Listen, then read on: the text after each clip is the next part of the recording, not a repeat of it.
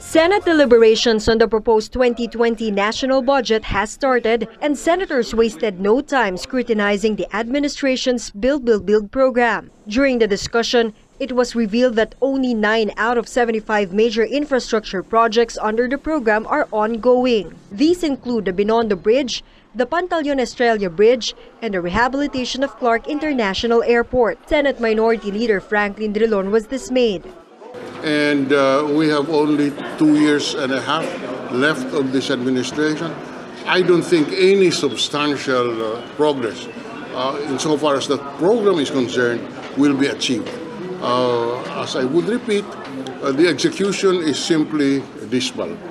The National Economic and Development Authority, or NEDA, has approved the revised list of infrastructure projects. The original list of 75 was rationalized to remove unfeasible ones, and smaller projects were added to make up the new 100 list.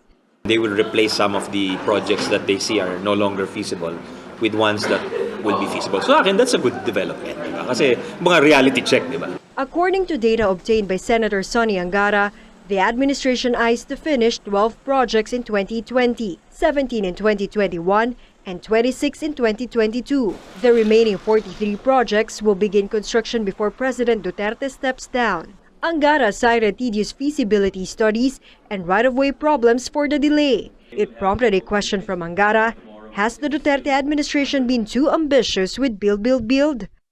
Sa umpisa, akala mo madaling gawin yan eh. Pero ang reality is, mahirap talaga. Tsaka yung pera, hindi biro. The DPWH and the DOT are promised to provide the Senate with the list on Wednesday. Meanwhile, the palace slammed Drilon's statement that the Build program was a failure. Ito naman si Senator Frank, my fraternity kabats brad.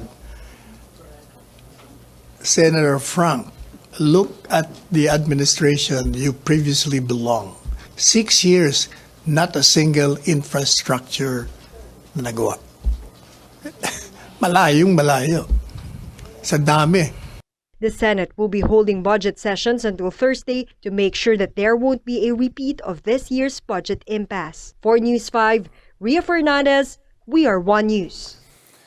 In 2016, the Duterte administration ushered in what it called a golden age of infrastructure with 75 big-ticket projects meant to drive growth. The numbers were certainly imposing. The original list of 75 projects had a budget of 2.42 trillion pesos. A lion's share of these developments are supposed to be funded via ODAs, or Official Development Assistance. 14 are government-backed, while only 8 are via PPPs, or Public-Private Partnership. But back in August, NEDA, or the National Economic Development Authority, reported that only 6 out of 9 projects are more than halfway through completion. In fact, only 2 have been finished, the Pulangi 4 Selective Dredging Phase 3 and the improvement of the Pasig River from Delpan Bridge to Napindan. Now, back then, they reported that only 21 are set to be completed by the end of the administration's term, while the remaining 54 will not make it in time for Duterte's exit.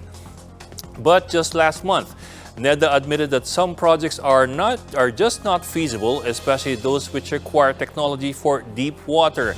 The list of 75 had to be streamlined. Big-ticket ones were scrapped, including bridges that were supposed to connect islands in the Visayas and in Mindanao. Socio-Economic Planning Secretary Inessa Pernia says these projects are just too challenging and costly.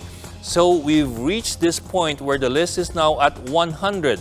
But if the list had to be rationalized, why then the increase? Officials say that they had to do away with the big-ticket ones and include smaller but game-changing ones. And from only having 8 PPP-funded projects in the original list, there are now 26 in the new one. Funding has been amped up to 4.2 trillion pesos. The question now is, will these projects be finished, or even started with just a little over 2 years left? And still in the 2020 budget deliberation, Senator Ping Lacson is blasting government for underspending. Lacson points out that around 257 billion pesos in budget allocations were unutilized or unused since 2017. He expressed frustration over efforts to secure loans only for the funding to go unused. So here we are, borrowing more than what we need kasi gusto natin mag-build up ng cash as you said. Pero taon-taon naman, ang lalaki ng hindi natin nagagamit sa budget. So it doesn't make sense. Senator Sani Angara says the Senate Finance Committee must review the 4.1 trillion peso budget carefully. He warns agencies to include only the essentials in their budget plans.